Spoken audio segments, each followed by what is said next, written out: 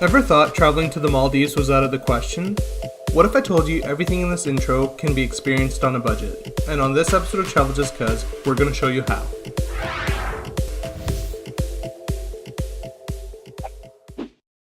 Flights.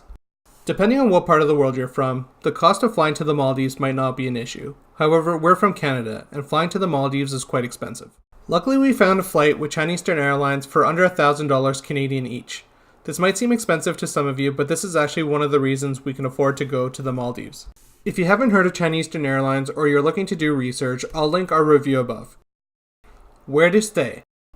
Maldives on a Budget 101? Stay in guest houses on local islands. And that's exactly what we did. To keep costs down for the first half of our trip, we stayed in Male for 1 night, Guli for 2 nights, and Mafushi for 4 nights.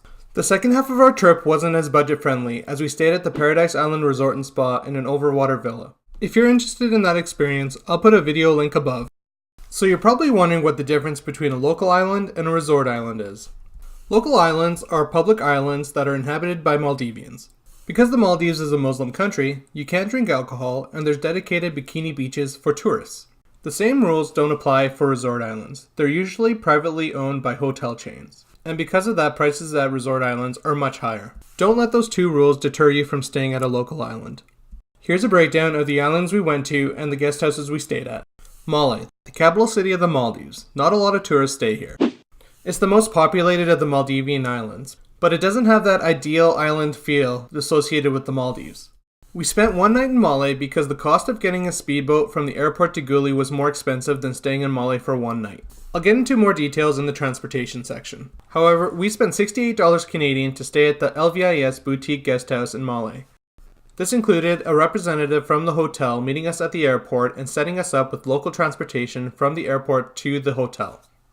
The room itself was very clean and had air conditioning, and that's really all we wanted after a 30-hour flight. I forgot to mention that price also included free breakfast in the morning. And the customer service we experienced was second to none. We would definitely recommend this guest house if you're in the same situation that we were in.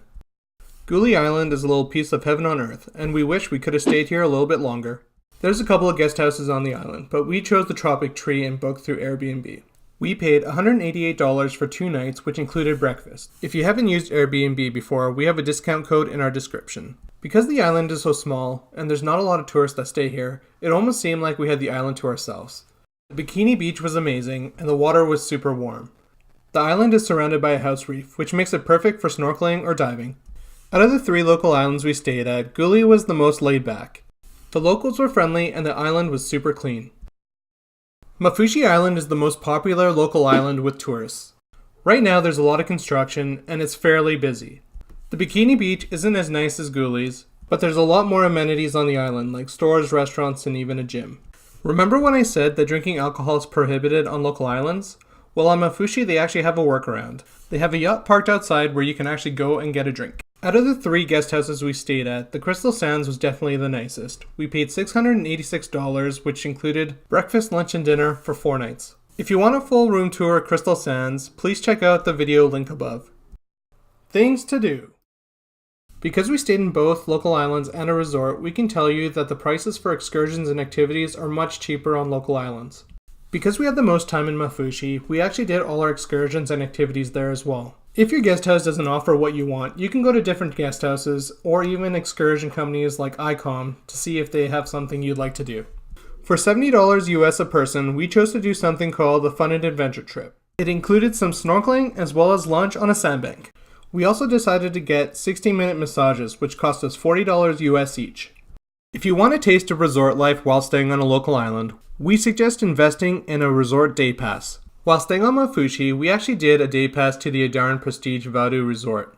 The price for our day pass included lunch, drinks including alcohol, access to all the amenities on the island, towels, and access to showers, as well as return transportation. We even had an opportunity to take a tour of an overwater villa. Day passes normally last all day, from 9 a.m. to 6 p.m., and usually cost around $70 to $120 US per person. Cost of food. All 3 of the guest houses we stayed in actually had complimentary breakfast. But if you're staying in a guest house on a local island, you'll find that many of them actually offer affordable lunch and dinners, which will run you around $10 to $15. Transportation. Because the Maldives is an island nation consisting of 1,200 islands, 200 of which are inhabited, it makes getting around a little bit interesting. We pretty much determined what islands we were going to stay at based on the transportation costs. There's actually a pretty easy rule of thumb to follow, especially if you're on a budget. The closer you are to Malé, the cheaper the transportation costs. There's 3 main types of boat transportation in the Maldives. Number 1, there's the local ferry. It's the cheapest but also takes the longest. Local ferries usually cost around $2 to $4, but reliability is an issue. We intended to use local ferries to go from Malé to Guli and Guli to Mafuji, but both times we tried, they weren't running. Number 2, shared speedboats. When we found out that the local ferries weren't running, the staff at our hotel actually made arrangements for us to catch these shared speedboats. Depending on where we were going and how many people were on the boat, prices range anywhere from $5 to $50 US each. The third option is the most expensive option, and that's getting a private speedboat. We never had to do this, so I'm not sure what the price is. One more thing, just remember that if you're going to travel at night, there's going to be a premium. And that premium is really expensive. And that's actually one of the reasons why we stayed in Malé, because our flight arrived in the evening. Tips and things to know. If you're staying on local islands, cash is king. We suggest actually bringing enough cash for your whole trip. ATMs aren't readily available on local islands. You can use both the Maldivian rupiah or US cash. If you're using US cash, we suggest bringing smaller denominations, because once you buy something from a store, the change they give you will be in local currency, and the conversion they give you won't benefit you. All of our transportation, excursions, and local taxes at guest houses had to be paid in cash. If you're wondering, we brought about $1,500 US for both of us for 7 days. If you have an unlocked cell phone, we suggest getting a tourist SIM card. We paid $30 for 17 gigs for 14 days. This was straight from a store from the airport. If you found this video helpful or would like more content like this, please like and subscribe. And if you have any questions, please leave a comment below. And remember, just travel just 'cause.